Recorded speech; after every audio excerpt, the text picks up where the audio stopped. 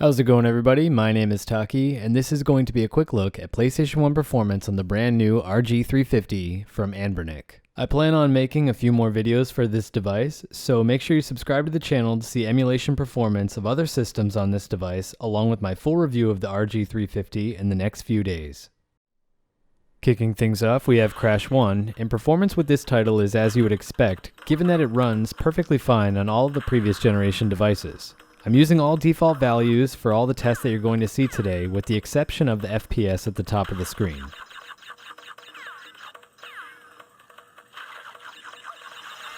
Not surprisingly, Crash 2 also runs at a solid FPS with no noticeable performance issues or hiccups.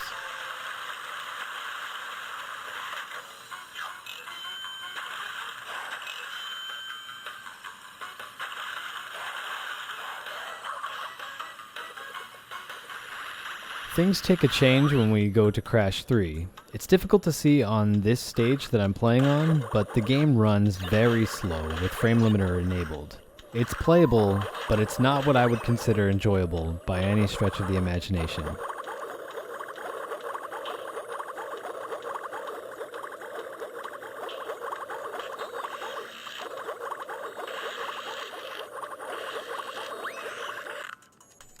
Transitioning over to a less demanding game, we have Crash Bash, which runs at a solid 60 FPS.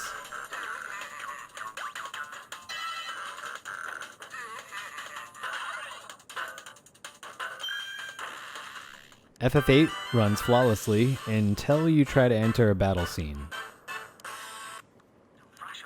Now for some 3D platforming. Gex 3 is highly playable on this device, which is something that can't be said about the previous generation. There are, however, some minor slowdowns that happen when you enter a new stage.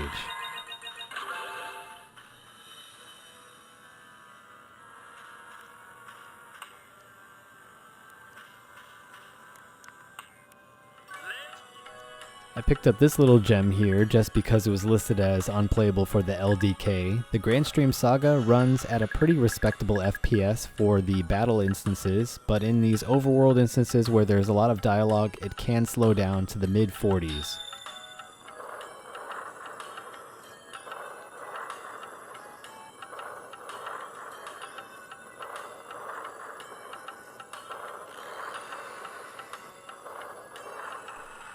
Legacy of Kain was also another unplayable title on the LDK, and it runs perfectly fine on this device, although it does slow down a little bit when you're entering some of the bigger areas.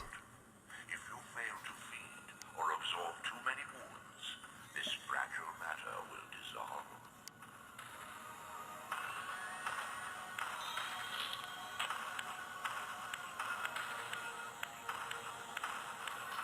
Although I'm not surprised given the style, I'm pretty pleased with the performance of Legend of Dragoon at a solid 60 FPS in battle and overworld instances.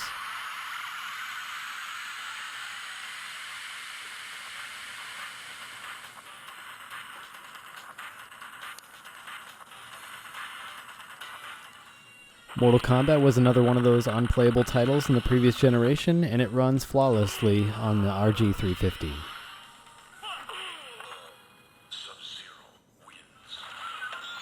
Moving back over to 3D platformers, we have Rayman 2, and I would categorize this game as highly playable. It does run at a solid 60 FPS for most of the run, but there are some times when it can dip a little bit, but it's not too distracting, and it's a pretty enjoyable experience.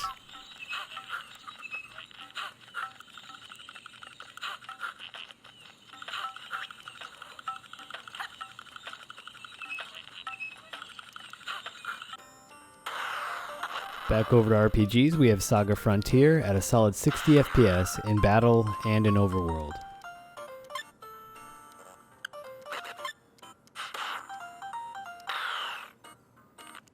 Silent Hill reminds me a lot of Crash 3. It looks like it's playable right here, but the second that anything else goes on screen, it will turn into a slideshow.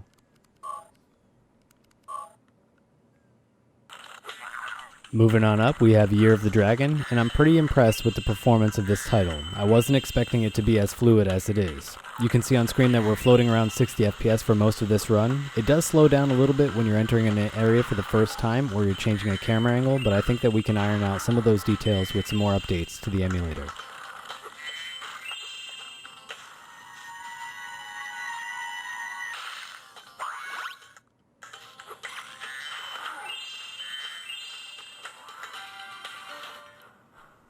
Here we have back-to-back Star Wars titles that run perfectly on the device, but they're probably more enjoyable if you actually know how to play.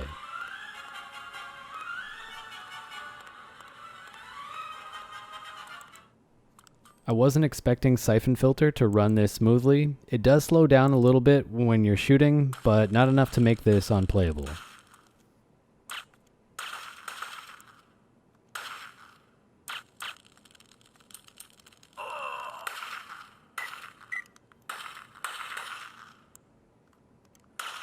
And finishing things off, we have Tony Hawk Pro Skater 2, and I'm going to let the footage of my terrible skating speak for itself.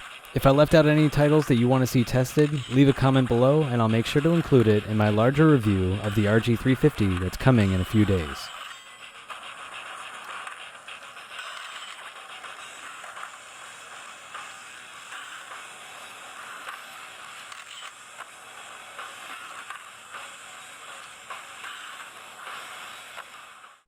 Make sure you subscribe to the channel so you can be notified when I drop my next video showcasing the performance of SNES titles on the RG350.